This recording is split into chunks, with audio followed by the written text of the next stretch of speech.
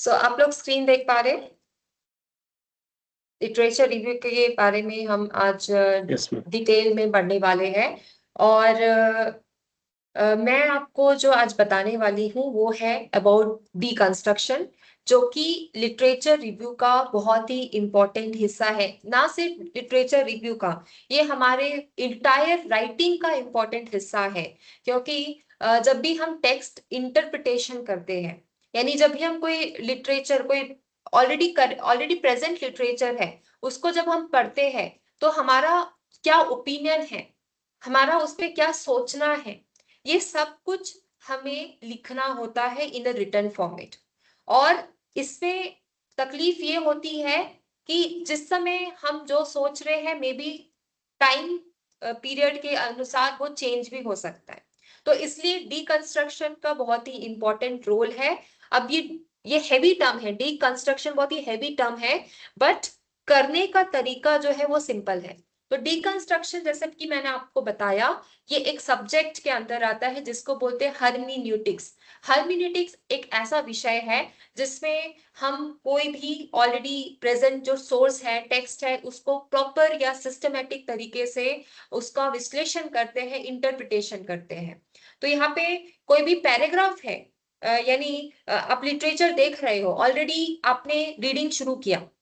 उस रीडिंग को शुरू करने के बाद आप जो भी चीजें पढ़ रहे हो, ठीक है, वो जो भी चीज आप पढ़ रहे हो, उसको आपको कैसे इंटरप्रीट करना है, वो आपको यहाँ पे सिखाया जाएगा।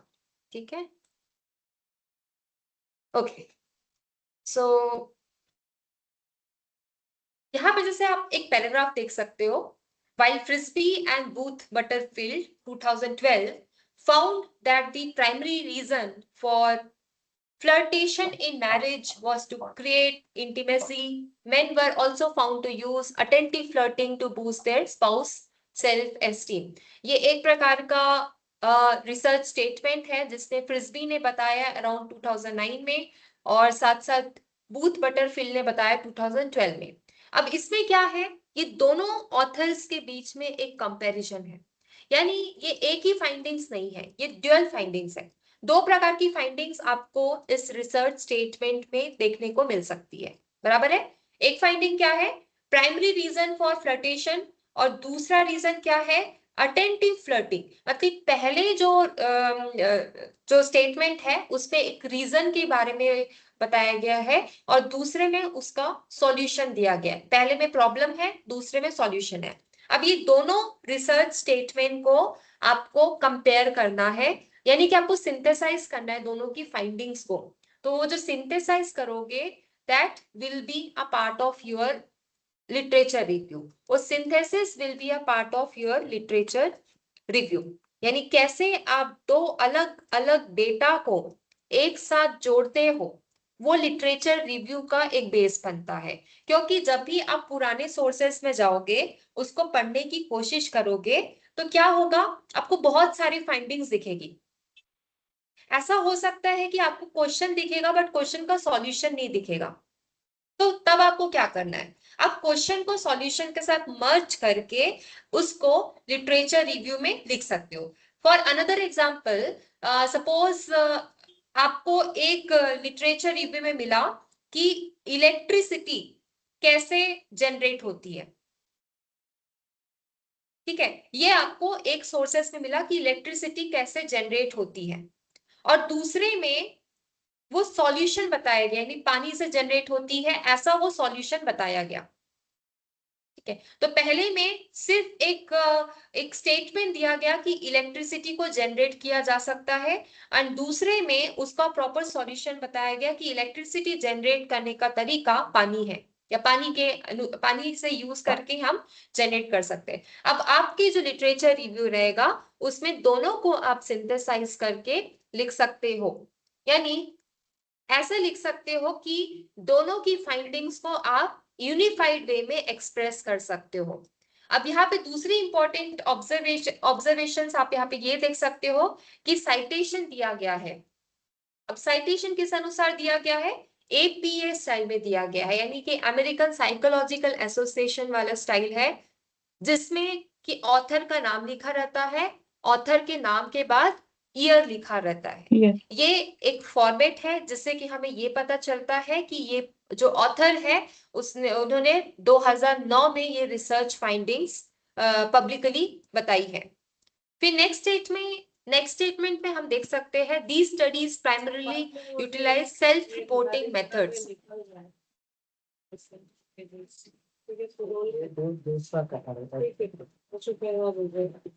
आप लोग को सबको आवाज आ रही है? आवाज आ रही है बट मैं वीडियो या ये नहीं देख पा रहा हूँ।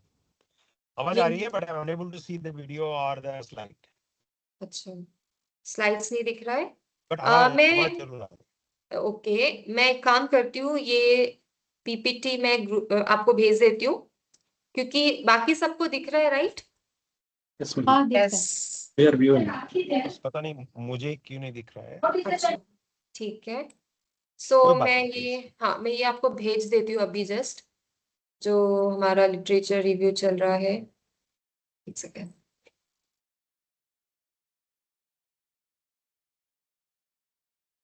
आई थिंक भेजा है शायद, नहीं भी तो मैं फिर से भेजती हूँ, मास्टरिंग द लिटरेचर रिव्यू।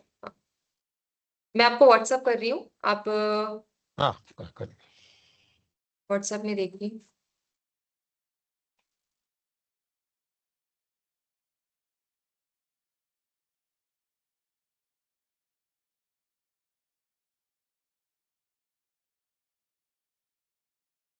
देखिए आपको भेजा है। आगे। हाँ, तो उसमें आप पेज नंबर 13 में आप आ सकते हैं। अभी मैं आपको थोड़ा ब्रीफ में बता देती हूँ कि हम किस बारे में डिस्कशन कर रहे थे। हम बात कर रहे थे डीकंस्ट्रक्शन की। डीकंस्ट्रक्शन यानी पहले जो लिखा हुआ व्याख्यान है, थॉट है, उसको कैसे हम चेंज करके या अपने तरीके से बदल के अपने लिटरेचर रिव्यू में लिख सकते हैं। अब ये क्यों जरूरी है? क्योंकि हमें एज इट इज कोई स्टेटमेंट को नहीं लिखना है। हमारे रिसर्च में अगर हम एज इट इज स्टेटमेंट को लिखते हैं तो वो कॉपी का चार्जेस आ जाता है, प्लेजरिज्म का चार्जेस आ जाता है। यानी कि जब थीसिस या हमारा जो रिपोर्ट है उसको जब हम प्लेजरिज्म चेकर पे डालेंगे तो सिमिलैरिटी इंडेक्स उसमें हाई आ जाएगा। यानी कि ये उसमें प्रूफ हो जाएगा कि हमने बाकी के सोर्सेस से कंटेंट्स ज्यादा मात्रा में उठाया है। तो सिमिलैरिटी इंडेक्स अगर ज्यादा आ जाता है तो हमारा जो रिपोर्ट है, हमारा जो थीसिस है, उसको आगे बढ़ लेके जाने की अनुमति नहीं मिलती है। तो इसीलिए हमें इस बात का बहुत ध्यान रखना पड़ता है कि हमारा सिमिलैरिटी इंडेक्स जो है वो जो है करीबन करीबन जितना अलाउड है, यानी 15% ही ज्यादा अलाउ नहीं करते, 15 to 20% ही शायद अलाउ करते हैं। तो सिमिलैरिटी इंडेक्स है जो है आपका 15% से कम होना चाहिए। अब 15% से कम या 10% से कम करने के लिए हमें ये जो प्रोसेस है यानी कि डीकंस्ट्रक्शन का प्रोसेस, उस पे हमें एक्सपर्ट बनना होगा। क्योंकि काफी लोग ऐसा करते हैं कि एज इट इज उठा के लिख देते हैं, उनको कुछ अच्छा लगा, उन्होंने कॉपी किया, उन्होंने यहाँ पे पेस्ट किया। और इस पे तकलीफ क्या हो जाएगी बाद में कि अगर आपने अभी से नहीं सीखा कि डीकंस्ट्रक्शन कैसे करते हैं तो एंड ऑफ द डे आपकी पूरी मेहनत बेकार जाएगी। क्योंकि जब सिमिलैरिटी इंडेक्स ही आपका हाई हो जाएगा तो वो रिसर्च को आप आगे लेके नहीं जा सकते हो। ठीक है, तो इसी वजह से मैं आपको जो पैराग्राफ्स है कुछ भी है उसको डीकंस्ट्रक्शन कैसे किया जा सकता है ये मैं दिखा रही हूँ। तो ये जो पर्टिकुलर रिसर्च रिपोर्ट आप देख रहे हो, इसमें सबसे पहला मेथड क्या यूज किया गया, इसमें सिंथेसिस किया गया। यानी कि दो या दो से ज्यादा अगर कोई आर्ग्यूमेंट्स है तो उसको एक साथ सिंथेसाइज किया गया। पहले आर्ग्यूमेंट में बताया गया है कि प्राइमरी रीजन क्या होता है मैरिज में फ्लर्ट का, उसका रीजन ऐसे जो बूथ ने बताया वो बताया गया। और दूसरे में जो बताया गया है कि फ्रिस्बी ने क्या फाउंड किया है, फ्रिस्बी का क्या फाइंडिंग है और बूथ बटरफील्ड का क्या फाइंडिंग है, ये दोनों को कंबाइन करके एक नया स्टेटमेंट बनाया गया है। तो ये हो गया सिंथेसिस। दूसरा मैं बता रही थी कि साइटेशन आपको प्रॉपरली ऐड करना है जो कि जो आपका प्रिस्क्राइब फॉर्मेट है उसके अनुसार होना चाहिए। और तीसरा, यहाँ पे जो तीसरा जो आप लास्ट में देख सकते हो, यहाँ पे ऑथर ने खुद की एनालिसिस बताई है, एक ऐसा एनालिसिस बताया है जिसमें इन्होंने एक गैप को दर्शाया है। कि ये जो स्टडीज है ये सेल्फ रिपोर्टिंग मेथड्स पे बेस्ड है, और जो होरांस का जो स्टडी है वो ये बताता है कि ऑब्जर्वेशनल डेटा को इंक्लूड करना चाहिए, जिससे कि जो स्पाउसेस के बीच में पर्सपेक्टिव्स है उस पे बदलाव ला सकते हैं या उस पे और एनालिसिस किया जा सके। तो यहाँ पे जो लास्ट का जो आप लाइन देख रहे हो ये ऑथर का ही स्टेटमेंट है। ऑथर क्या समझ रहा है पहले के फ्यू स्टेटमेंट से, वो स्टेटमेंट उन्होंने थर्ड स्टेटमेंट में लिखा है। ठीक है, तो यहाँ पे तीन चीजें आपको क्लियर कट समझनी पड़ेगी। सबसे पहले तो कि कोई भी चीजों को एज इट इज हमें अपने लिटरेचर रिव्यू में नहीं लिखना है। दूसरी बात, अगर आप लिटरेचर रिव्यू कर रहे हैं तो आप ऐसा कर सकते हो कि दो या दो से अधिक फाइंडिंग्स को आप कंपेयर करके या उसको कनेक्ट करके या उसको कंपाइल करके एक न्यू फाइंडिंग्स और या न्यू एनालिसिस की ओर हमको डायरेक्ट कर सकते हो। तो ये बात हमको ध्यान रखना है। करने का मेथड सबका अलग अलग होता है, करने के तरीके बड़े अलग अलग है, बट यही ध्यान रखना है कि as it is copy paste नहीं करना है। ठीक है, अब यहाँ पे जो नेक्स्ट जो डिकंस्ट्रक्शन के बाद डिकंस्ट्रक्शन मतलब डिकंस्ट्रक्शन के आगे बढ़ने से पहले एक प्रैक्टिकल एक्सरसाइज ही कर लेते हैं। आप सबके पास कुछ मटेरियल्स रेडी है, कुछ आपके पास है, कुछ एक दो पीडीएफ या एक दो डॉक्यूमेंट्स अभी के फिलहाल के लिए? सभी के पास है एक दो पीडीएफ, या मैं ही आपको कुछ नहीं, यदि आपका कुछ पहले से ही पढ़ा हुआ है, ठीक है, कुछ पहले से आप पढ़ रहे हो एट प्रेजेंट, तो उसको आपको सिंथेसाइज करना है। ठीक है, तो आप में से जयदीप जी आप ट्राई कर सकते हो, how you are going to synthesize. वो डेटा अभी नहीं है मैम, कोई भी डेटा चलेगा, कोई भी चलेगा, ऐसा जरूरी नहीं है कि कोई भी रिसर्च चलेगा, या मैं जस्ट एक पीडीएफ आपको शेयर करती हूँ।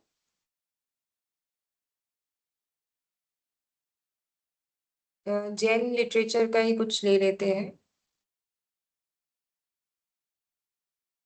मैम कोई भी नहीं पैराग्राफ पढ़ते हैं और उसको शॉर्ट करना है, यही तो? हाँ हाँ हाँ, उसको मतलब दो या दो से अधिक फाइंडिंग्स जो है उसको हमको एक साथ सिंथेसाइज करना है। एक साथ। ठीक है, तो हम पहले तो दोनों को सिंथेसाइज करेंगे और थर्ड में हमारा खुद का उसमें रीजनिंग, खुद का ओपिनियन, खुद के आर्ग्यूमेंट्स हम उसमें ऐड कर सकते हैं। अब ये जो पर्टिकुलर मेथड बताया है ये प्रैक्टिस के थ्रू ही आ सकता है, जितना आप प्रैक्टिस करेंगे। अब इसको शॉर्ट, अगर सिंपल लैंग्वेज में मैं अगर बोलना चाहूँ तो इसको पैराफ्रेजिंग भी बोलते हैं। पैराफ्रेजिंग यानी आपको जो दूसरे का जो ओपिनियन लिखा हुआ है उसको अपने तरीके से लिख के मोल्ड करके आपके कंटेंट में ऐड करना है। पैराफ्रेजिंग करना है, बट अभी के मॉडर्न टर्म में उसको डिकंस्ट्रक्शन बोला जाएगा, क्योंकि पैराफ्रेजिंग भी सेम कॉपी पेस्ट ही हो गया। भले आपने वर्ड्स को इधर उधर किया बट वो भी कॉपी पेस्ट ही हो गया। ठीक है, तो पैराफ्रेजिंग नहीं बोलेंगे, हम इसको डिकंस्ट्रक्शन बोलेंगे। यानी जो पहले का जो लिखा हुआ ओपिनियन है उसको हम रीअरेंज करके खुद का ओपिनियन ऐड करके उसको एक नया फ्रेमवर्क दे रहे हैं। ठीक है, तो ये जो एक्सरसाइज है आप लोग इसको ट्राई कीजिए, ताकि इसमें अगर कोई चैलेंजेस है तो उसको आप आइडेंटिफाई कर सकते हैं। और डिकंस्ट्रक्शन जो है ये बहुत ही इंपॉर्टेंट है हमारे रिसर्च के लिए। तो और साथ ही साथ इसकी जो मेथोडोलॉजी ऐसी कोई फिक्स नहीं है, आप कैसे भी डिकंस्ट्रक्शन कर सकते हो। बस आपको यही ध्यान रखना है कि जब डेटा को आप अरेंज कर रहे हो, कंपाइल कर रहे हो, तो उसमें कुछ नयापन दिखना चाहिए। Something new should be there in the final data. तो ये डिकंस्ट्रक्शन का मैंने एक पार्ट बताया। अभी जो नेक्स्ट स्लाइड आप देख सकते हो ये एक टोटल प्रोसेस है लिटरेचर रिव्यू का। 1 मिनट मैम, मेरे पास एक डेटा है, if you allow me to share I will share, just tell us how to deconstruct that. ठीक है, आप शेयर कीजिए।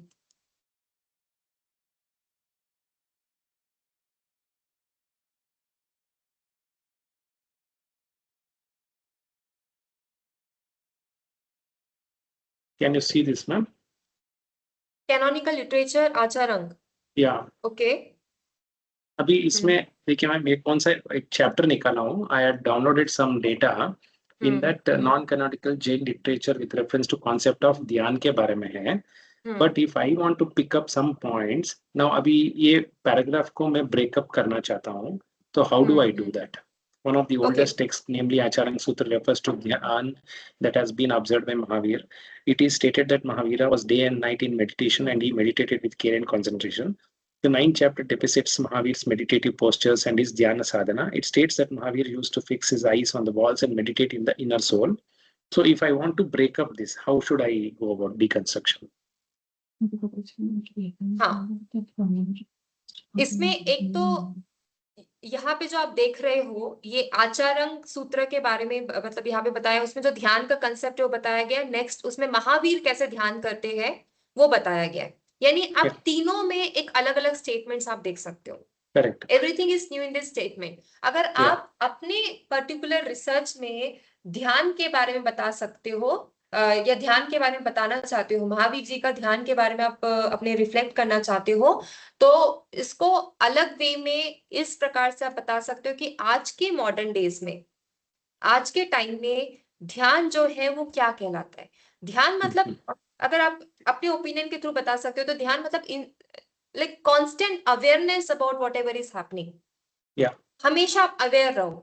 अब यहाँ पे जो महावीर जी ने जो बताया है ध्यान के बारे में, ये इस प्रकार से बताया है कि हमारे पोस्चर भी सही होने चाहिए, ध्यान साधना में होने चाहिए, जिसकी वजह से हमारा जो कंसंट्रेशन है, जैसे वो उन्होंने बोला वॉल में फिक्स करके वो अपना ध्यान साधना करते हैं, वैसे ही अगर हम अभी प्रेजेंट डेज में उसको कनेक्ट करें तो प्रेजेंट डेज में हम अपने जो साधना है उसको इस प्रकार से कंटिन्यू कर सकते हैं कि हमारे जो एक्टिविटीज है, प्रेजेंट जो एक्टिविटीज है उसमें अपने ध्यान को फिक्स करके अपना कार्य को प्रगति की ओर ले चले।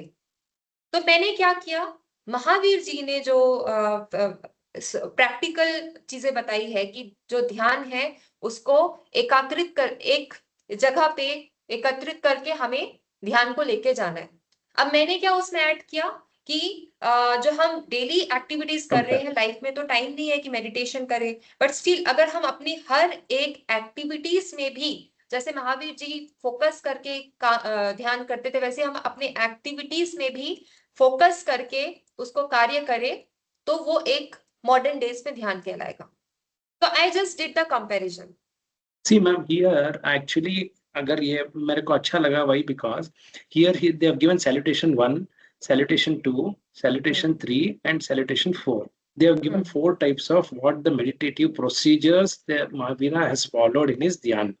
So जब ये 4 इधर दिए हुए हैं, then now I want to deconstruct this and compare with today's scenario and just frame according to that. That is what you are saying that we should do by comparing the old whatever has been written with the modern what we have understood and frame that into a proper writing.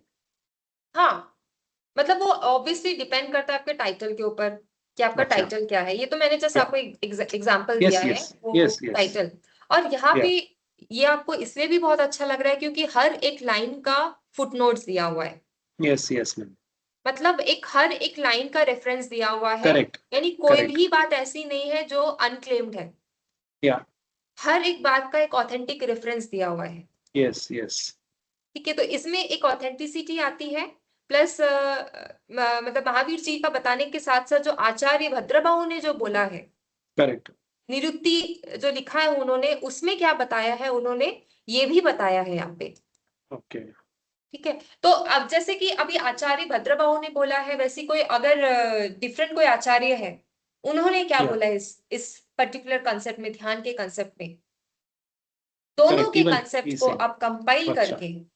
Okay ma'am, but some part देखिए, अभी हम जब literature लिख रहे हैं, see it's not like a philosophy this one scientific topic और any electric topic that we can give our interpretation.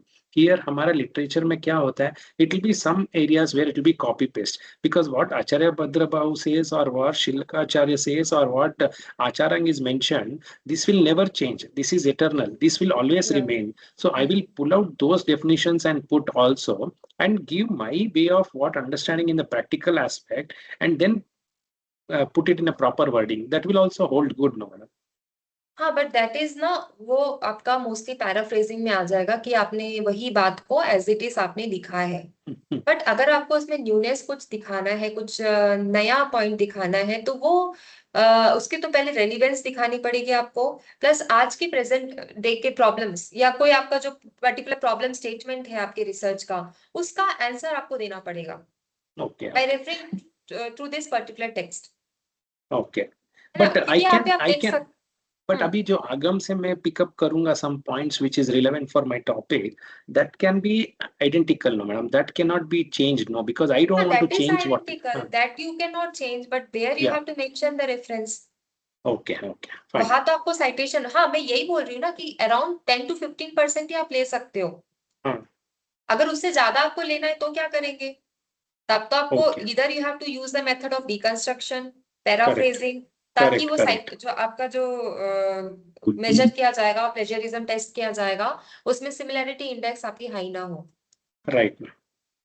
इसके ma'am और भी मुझे एक मेथड्स डाउट हैं। है इस बात में। हाँ मैम आप ये बोल रहे हैं कि हमारा जो साइटेशन जो है वो 10% से अधिक नहीं होना चाहिए।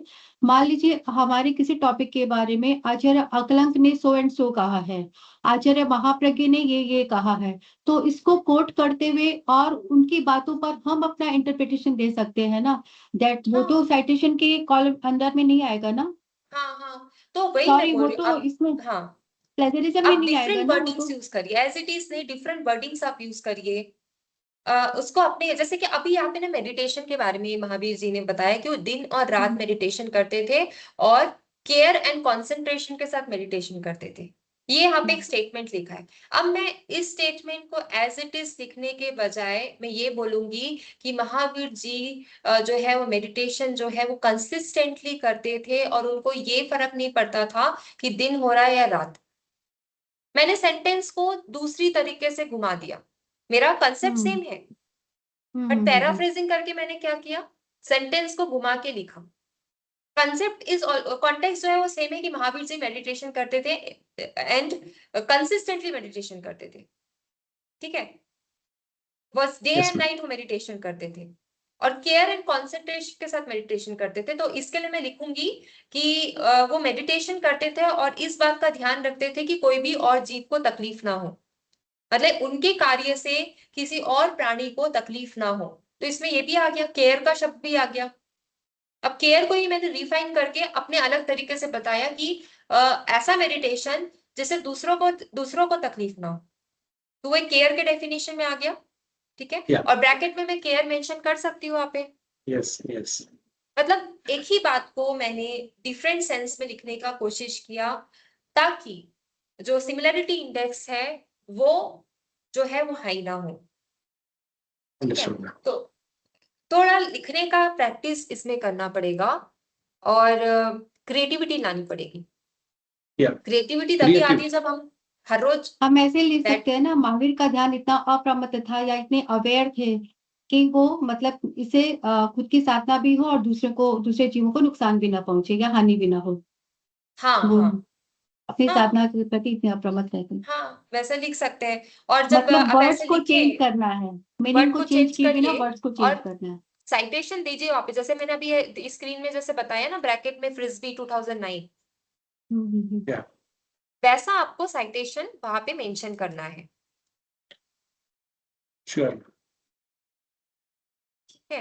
तो ये एक प्रोसेस है जिससे कि आप अपने लिटरेचर को और ज्यादा ही अच्छा कर सकते हो विदाउट एनी प्रॉब्लम कि वो आपका सिमिलरिटी इंडेक्स हाई हो जाए या प्लेजरिज्म रिपोर्ट में No, आपका। but tomorrow when we do that, ma'am, अगर जब हमारा thesis paper when we present and our paper who has studied and who is a very learned person और आगम की जानकारी है और वो हमें कॉन्ट्रा करेंगे कि आप आगम की वाणी को आप किस हिसाब से आपने चेंज करके लिखा है, क्यों आगम की वाणी तो चेंज होने वाली नहीं है।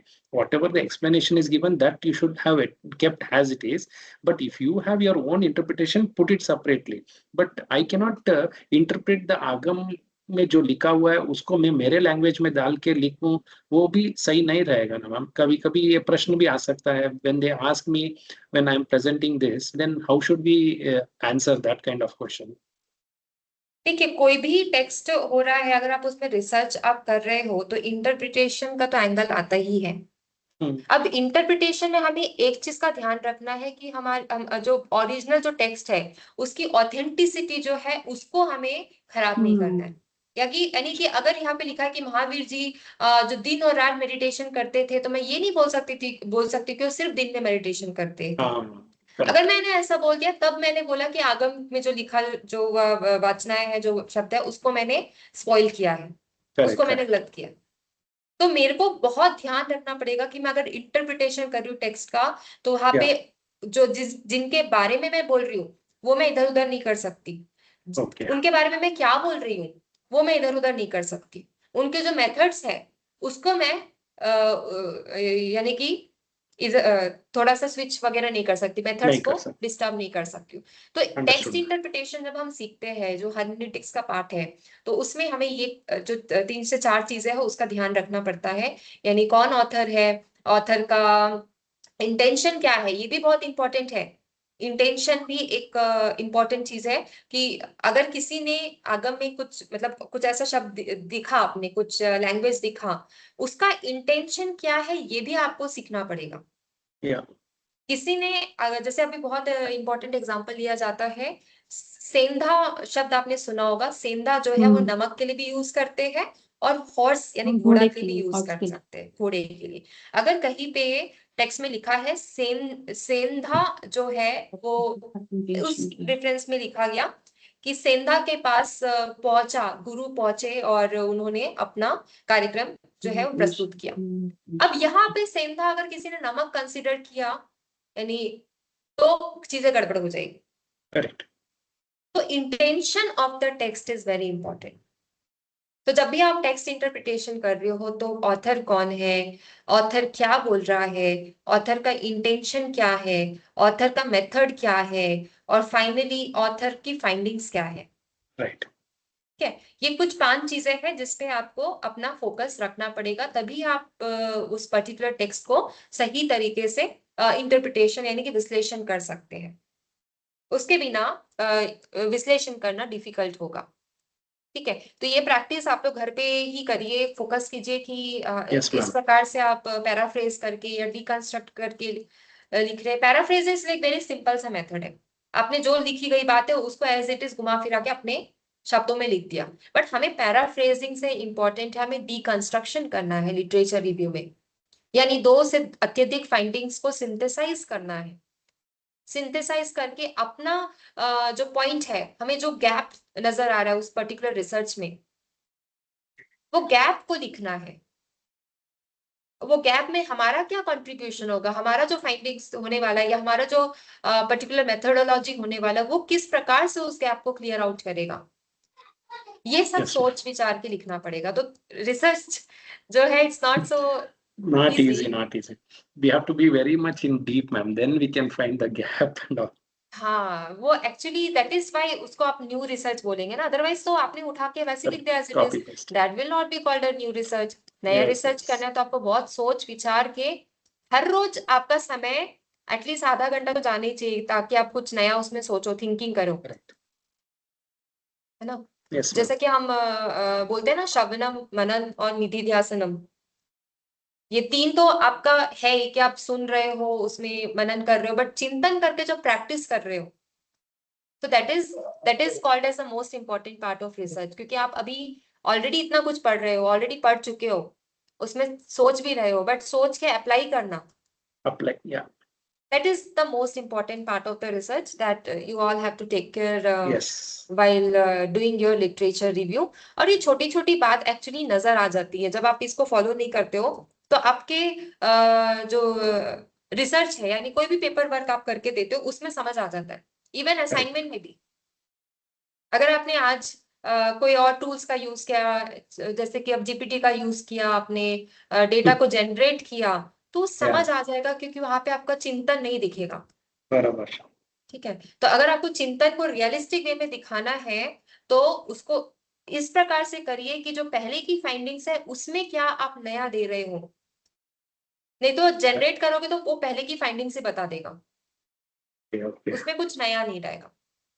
जनरेटिव टेक्स्ट यूज करेंगे तो उसमें कोई नया फाइंडिंग्स नहीं बताया जाएगा, बट अगर आप खुद से उसमें सोच के करते हो तभी उसमें न्यू फाइंडिंग्स आने की संभावना है। श्योर। ठीक है।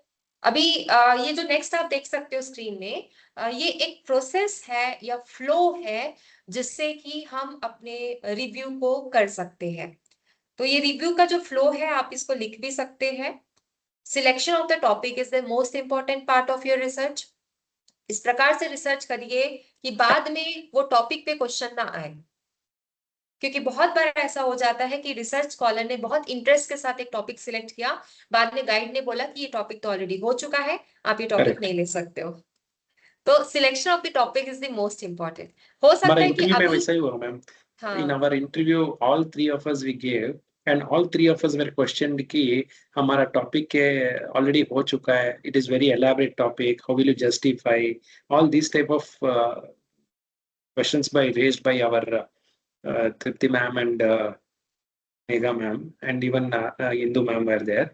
That time it was raised. That time also we felt that हाँ अभी हमारा जो टॉपिक है it is we have to how we should narrow down and उसमें क्या फाइंडिंग्स है उसके ऊपर लगना है. That is how we realized that ma'am. नहीं तो हमारा टॉपिक ऐसा था कि हाँ जनरलाइज्ड है but everybody is already done. अभी तब के बारे में मैं अगर डिस्कस भी करता हूँ तो बोलते हैं कि तब के बारे में तो बहुत रिसर्च हो चुके हैं. What will you do new things? That is what the question hears. So how should I promote the new research? What is in my mind where it is not covered in previous researches?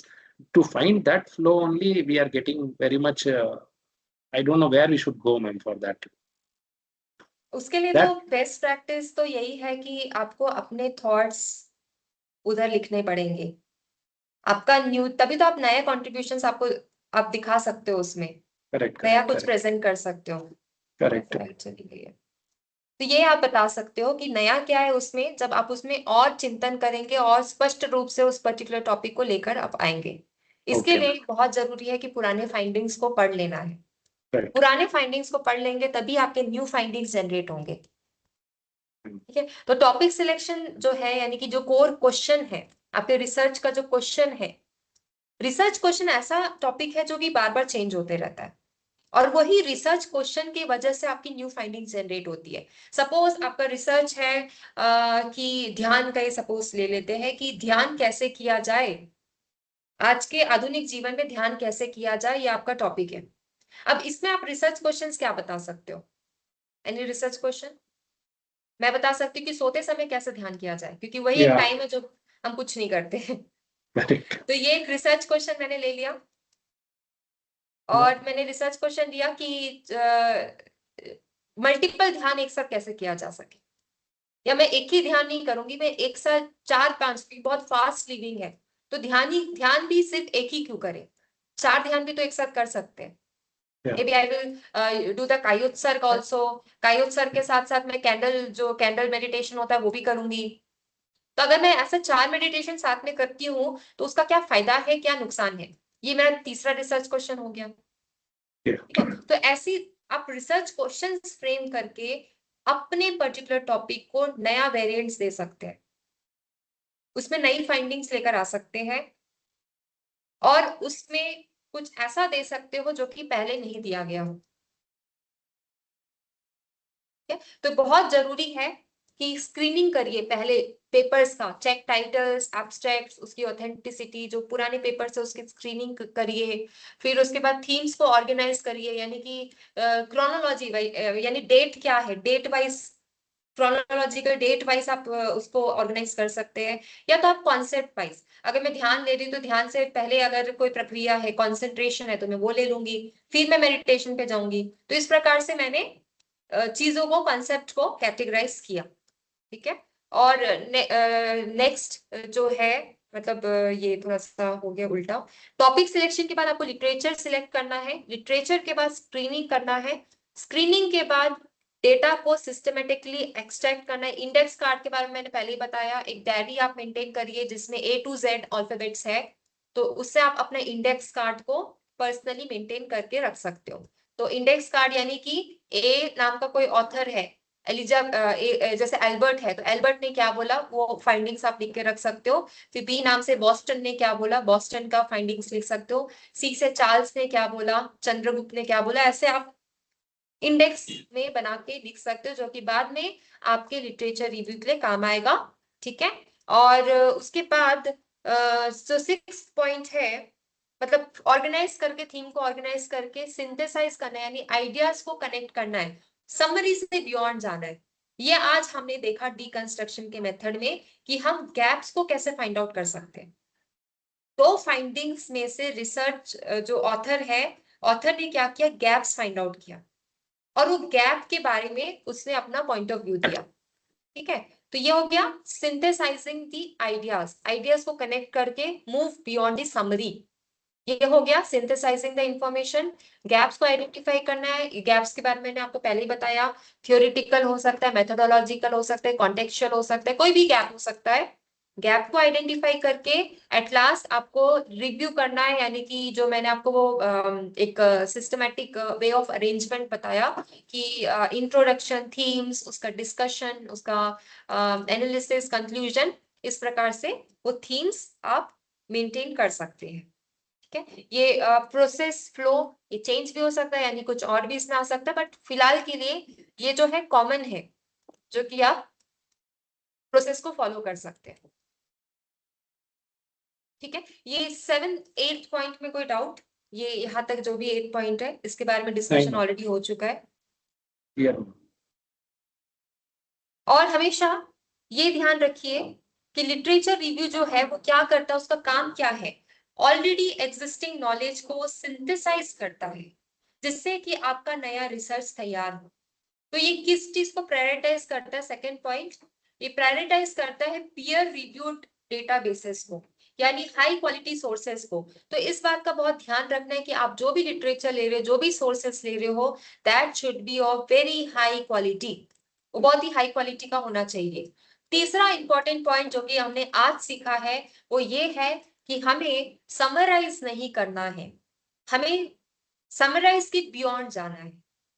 Summarise के beyond यानी कि उस particular research में gap क्या है, यानी अगर example के तौर पे पहले अगर क्लाइमेट चेंज के बारे में डिस्कशन हो चुका है, बहुत डिस्कशन हो चुका है क्लाइमेट चेंज के बारे में, और ये भी डिस्कशन हो गया है कि क्लाइमेट चेंजेस जो हो रहा है पेड़ काटने की वजह से हो रहा है। अब ये दो स्टेटमेंट है, पहले तो ये बोल दिया कि क्लाइमेट चेंजेस हो रहा है, दूसरा पेड़ों के कटने से क्लाइमेट चेंजेस हो रहा है। अब इसमें आप नया क्या बताओगे, ये दो स्टेटमेंट में आपको गैप्स क्या दिखता है, what are the gaps that you can find? बता सकते हो क्या गैप दिख रहे हैं दोनों स्टेटमेंट में?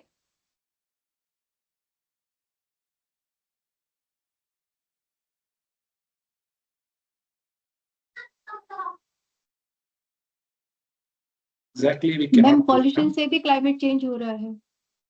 हाँ, मतलब आपने अपने नया ऐड किया कि not just tree cutting but there are the other reasons for which the climate change is happening. Lot of commercialization is leading. Yeah. तो मतलब आपने मेथोडोलॉजिकल गैप देखा वहां पे, मेथड्स पे गैप देखा, और वो मेथड्स पे आपने नया कुछ डालने का प्रयत्न किया। प्लस आपने कॉन्टेक्स्ट में भी गैप देखा कि सिर्फ ट्री कटिंग नहीं, there are other ways also that could be there, and वो गैप्स के बारे में आपने वहां पे लिखा। ठीक है, तो कॉन्टेक्चुअल गैप हो गया, पॉपुलेशन गैप हो गया, ये मेथोडिकल गैप, वो सारे गैप को आप फाइंड आउट करके उसको अपने new as a new point वहां पे मेंशन कर सकते हैं। ठीक है, तो ये एक एक्सरसाइज है, आपको इसको प्रैक्टिस करना है जिससे कि लिटरेचर रिव्यू लिखने का जो प्रोसेस है वो आपका क्लियर रहे। ठीक है, तो आप लोग ट्राई कीजिए, and always make sure that you have to move beyond summary, continuously have to evaluate, synthesize and compare. Evaluate भी करना है उसको, चीजों को सिंथेसाइज भी करना है, एंड अगेन कंपेयर भी करना है। तो अल्टीमेट जो आपका आउटपुट रहेगा वो है कि रिसर्च गैप को आइडेंटिफाई करो और उसमें एक नया स्टडी दो, एक नया आउटपुट दो, ये आपका उसका पार्ट रहेगा। ठीक है, तो ये प्रोसेस जो है आप लोग एक बार ट्राई कीजिए। और Yes, ma'am. दूसरा जो इसी से रिलेटेड जो था उसकी पीपीटी मैं आपको ग्रुप में देखती हूँ। आप लोग वो मेथड उसमें लिखा हुआ है कि जो लिटरेचर है, मैं बस एक बार दिखा देती हूँ आपको फिर, क्योंकि क्लास का टाइम भी हो गया। तो यहाँ पे आपको क्या देखना है मैं आपको बस ये बता देती हूँ इस पर्टिकुलर पीपीटी में।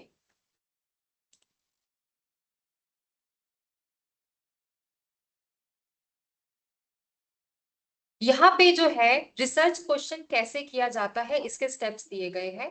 तो आप लोग इसको एक बार पढ़िएगा, नहीं होता है तो हम इसको डिस्कस करेंगे इन अवर नेक्स्ट क्लास। उसके बाद कीवर्ड्स कैसे आपको ढूंढने हैं, कीवर्ड्स के बारे में हमने डिस्कशन किया है ऑलरेडी।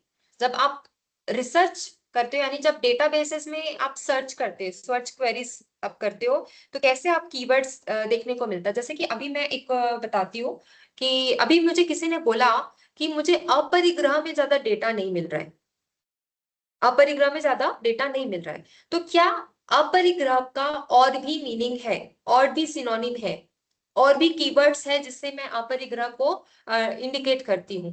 तो सारी लिस्ट मेरे को निकाल के रखने हैं, और वो लिस्ट के थ्रू, वो कीवर्ड्स के थ्रू मुझे डेटा को ढूंढना है। ठीक है, वैसे यहाँ पे और भी कुछ कुछ मेथड्स हैं, तो आप एक बार इसको पढ़ के समझिए क्या क्या दिया गया है। नहीं समझ आएगा तो इसको नेक्स्ट क्लास में डिस्कस करेंगे। सर्चिंग का जो, सर्चिंग कैसे करना है टाइटल से या टाइटल एंड एब्स्ट्रैक्ट से, हर प्रकार के सर्चिंग का एक मेथड दिया हुआ है। एंड एंड और का मैंने बताया था, एंड एंड और कैसे यूज करते हैं। ये pubmed.gov है, ये वेबसाइट है जहाँ पे मेडिसिन और मेडिसिनल और डिसीज रिलेटेड जो रिसर्च है वो इसमें देखने को मिलता है। मेडिकल जो पब्लिकेशंस है वो यहाँ पे देखने को मिलता है। तो उसमें कैसे किया गया वो यहाँ पे बताया गया है। ठीक है, तो ये छोटा सा ही स्लाइड्स है, आप लोग इसको एक बार देखिए और इस प्रकार से अपने रिसर्च की जो क्वेरीज है उसको जनरेट करने की कोशिश करिए। ठीक है, Yes, ma'am. यहाँ तक क्लियर है। आज का जो आजकल जो भी बताया वो प्रैक्टिस ही है, Yeah, that is all practice. And correct. जब तक आप लोग प्रैक्टिस नहीं करेंगे तब तक वो चीजें क्लियर नहीं होगी। Yes, ma'am. Understood. So ma'am अभी जो आपने बाकी के स्लाइड्स जो बताया और पीपीटी भेजेंगे बोला है, हाँ, can you just show any of literature website like अभी शोध गंगा है, can you practically tell us ma'am that how do we pick up by putting those points keywords? अभी इधर आपने women बोला, woman बोला, girl बोला, female बोला, तो now if I want to put the similar way, अभी मैं तब बोलूंगा ऑस्टेरिटी बोलूंगा, निर्जरा का ये स्वरूप बोलूंगा, जैन के हिसाब से क्या तपस्या करते हैं सब बोलूंगा। This 4 or 5 categories even if I put in that शोध Ganga, I am not getting that much output of researchers done or researchers paper. So how should we still fine tune and search? शोध गंगा का बताऊं आपको या scholarly? एक scholarly में second, बताइए ma'am, scholarly में बताइए।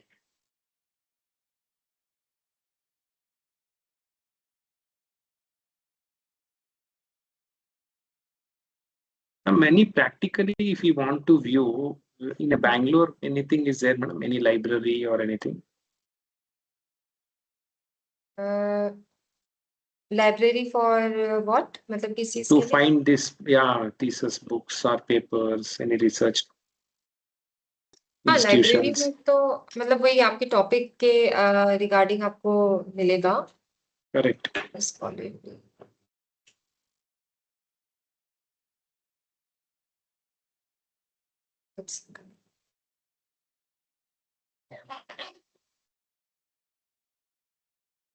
जे स्टोर भी है, जे स्टोर में ही बता No सकते हो। problem. Next class में बताइए मैम. हाँ ठीक है, चलेगा, मैं Yeah. नेक्स्ट क्लास में बताती हूँ फिर आपको। Yeah, why? Because practically when we are showing in the PPT and we are understanding, man. मेरा भी वही प्रॉब्लम है, अरुणा जी का भी वही प्रॉब्लम है, even I think Ramesh ji का भी वही रहेगा। We where do we search these research papers from, so that then we can put our literature review methodologies, review, synthesize that, evaluate, summary बना के उसके beyond हम भी सोच पाएंगे। But when we don't get the material only to find then even what you said that अगर आपके पास idea भी है and we are not implementing, then there is no good use of what we are understanding in the review system. That is reason.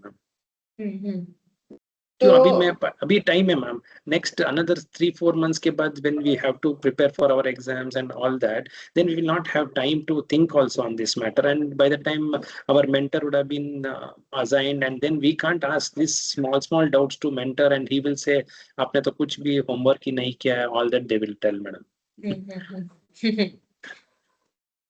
ठीक है, आप एक काम कीजिए, नेक्स्ट क्लास में आप लोग मुझे जो आप लोग जैसा सर्च कर रहे हैं, आप लोग मुझे मैम वी दिखाइए कि विल आप शेयर कैसे सर्च टॉपिक कर मैम. रहे हैं। अरुणा जी आप ग्रुप में डालेंगी, मैं मेरा टॉपिक भी डालूंगा. We will tell Smita ji also to Ramesh ji का भी टॉपिक डाले, and at least we can search because in 3 of us we don't have anything to hide and seek ma'am. हमारा कोई कॉपी करेगा ऐसे हमारा कोई भाव ही नहीं है ma'am. So we can at least understand that हाँ कैसे सर्च करना है, कैसे निकालना है हाँ, रिसर्च तो मैं वही पेपर्स. बोल रही हूँ, आप लोग एक काम कर सकते हैं नेक्स्ट क्लास में, मतलब अभी आप लोग सर्च करके कोशिश करिए, नेक्स्ट क्लास में आप लोग मुझे मतलब दिखाइए कि आप कैसे सर्च कर रहे हैं। यस ठीक है, तो उसमें अगर हम देख लेंगे कि कहाँ आपने कीवर्ड्स कुछ अगर डिफरेंट डाला है तो उसको हम कैसे इंप्रूव कर सकते हैं, क्या है, या क्योंकि अभी या सर्च का तो मेथड्स तो बहुत सारे हैं ना, आप यस लोग क्या यस मेथड्स फॉलो अप कर रहे हैं वो देख के हम उसको कंटिन्यू कर सकते हैं। Okay okay ma'am. ठीक है, तो जस्ट मैम आप मैं में से या सर्च कोई करती एक, हूँ और जहां मैं स्टक होती हूँ वो फोटो क्लिक करके आपको भेजती हूँ, सो दैट हाँ आपको हाँ पता हाँ चल जाएगा मुझे कहाँ हाँ, प्रॉब्लम आ रही है। ठीक है, तो वही आप नेक्स्ट क्लास में दिखाइए कि आपके क्या प्रॉब्लम्स फेस कर रहे हो, तो फिर वो यस हम मैम. लोग उसको सॉर्ट Ma'am, आउट करने की otherwise, कोशिश। even if your college timings में नहीं है, तो evening hours also, if you just give half an hour session for me and Aruna ji and Ramesh ji to join any time in the evening, हम practically what I am trying to search, I can share and show it to you. Same way, Aruna ji also can show. Then you can give another some feedback that nahi, our procedure only is wrong or we are not checking properly. That also you can give us one thought process. हाँ, मतलब timing तो actually वही नहीं, है I हाँ respect your हाँ timings, ma'am, but just as a student, we are so curious next to class में देख understand. लेते हैं ना, क्लास में नेक्स्ट देख लेंगे क्लास हम में लोग, हाँ थ्योरी क्लास तो में नेक्स्ट वैसे ऑलरेडी देखे हैं। सिलेबस इतना है अरुणा जी, नेक्स्ट तो क्लास कवर कब अप है भी मैम? मैडम को कवर करना पड़ रहा है ना. कल ही होगी स्मिता जी, नेक्स्ट क्लास कल ही होगी। ली ना, तो फिर कल तो हम लोग अपने टॉपिक के साथ रेडी रहे। हाँ बिल्कुल, ठीक, सेम टाइम राइट, ठीक है मैम, ओके क्या okay ma'am, thank you. Okay, चलिए, जय जिनेंद्र, थैंक जय यू। जय जय जय. जय जय जिनेन्द्र मैम, जिनेंद्र, कृतिज्ञ जय जिनेंद्र।